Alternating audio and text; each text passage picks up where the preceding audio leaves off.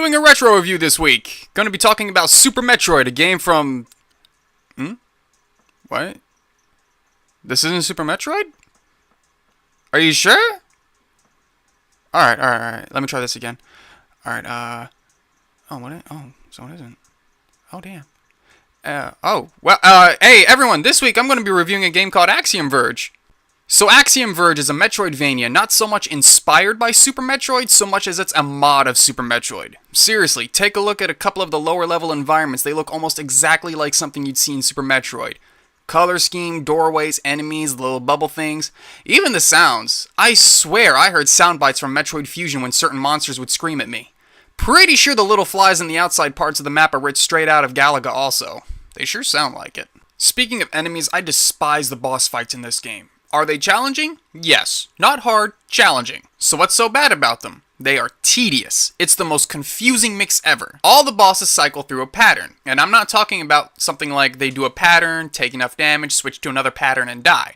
I'm talking they will do the same basic tactics, such as shoot high twice, shoot low once, turret gun down at an angle, reveal weak spot, rinse and repeat. A couple of bosses spice it up by moving slightly faster when they take enough damage, but the pattern doesn't change.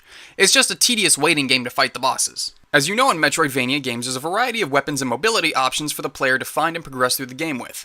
I found a total of 7 guns in my run. This includes the first gun you get, and only 2 of them are any use. The basic gun and the Kilver, which is like the third gun you get, are the only 2 guns worthwhile. All the others you use once to solve a puzzle, or just not at all. Like the ice theme gun has to be the most useless thing ever. It just sprays a short stream of projectiles. Hey, Thomas Happ, you already ripped half this game from Super Metroid. You could have at least given us the ice beam. On to mobility. It sucks for the first 2/3 of the game. Move left or right, jump, and use the little drone to get into small places. I will give special props to the drill though. It's much better to tear through walls with than the bomb Samus drops. Also, as mentioned, when you get far enough, you get the nifty teleport move and the ability to swap locations with your drone. I absolutely love this power. Entire sections of maps could be more or less skipped by throwing your drone across a map segment and hitting Y button.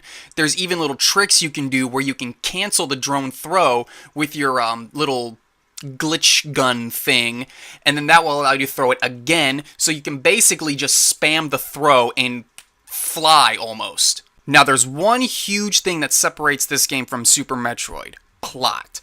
Super Metroid had us going after the baby Metroid, and in doing so we took out the space pirates. Simple enough, basic, it worked.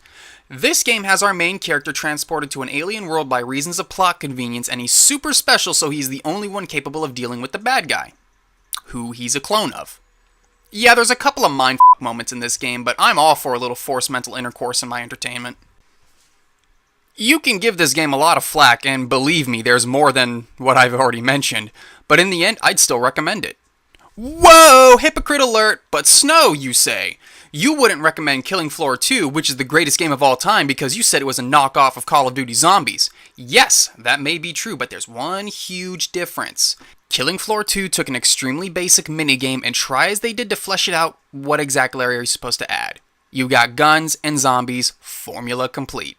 In the end, you'll get Killing Floor 2 whenever you inevitably buy Black Ops 3. Axiom Verge, on the other hand? I mean, how many other recent Metroidvanias can you name? The only one that comes to mind is Ori and the Blind Forest, and as much as Axiom Verge feels like a mod of Super Metroid, it's a very, very well done mod of Super Metroid. It takes a while for it to find itself, but once it does, you have a very well constructed game. I wanted to continue playing this, I enjoyed my time playing this, I actually looked up stuff to help me beat it whenever I got stuck, and I felt a degree of accomplishment I haven't felt in a number of recent games I've reviewed when I beat this game. Totally would recommend picking this one up.